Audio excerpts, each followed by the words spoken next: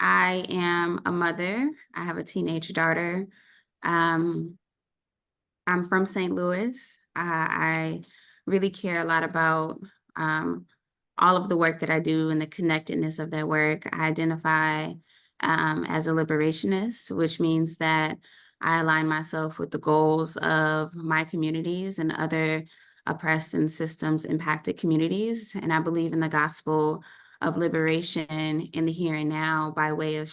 shifting social conditions and examining power structures and struggling to both um, transform and re-envision the ways in which we understand things and how they work in the way that they're supposed to be, right? And so the project that I'm working on um,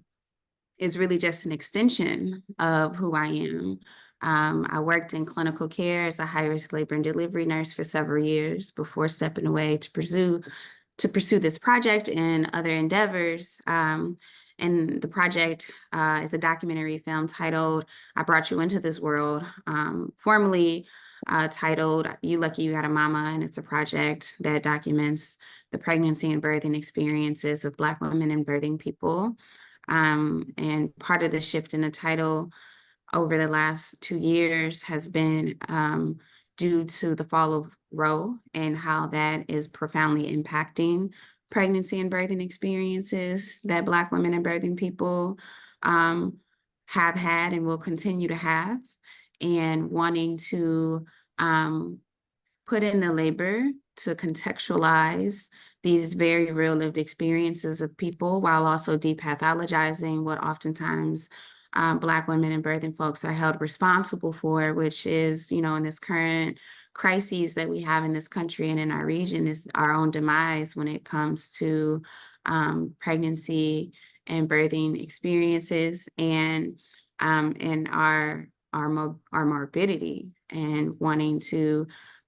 really tell a comprehensive story about our lived experiences in the way that the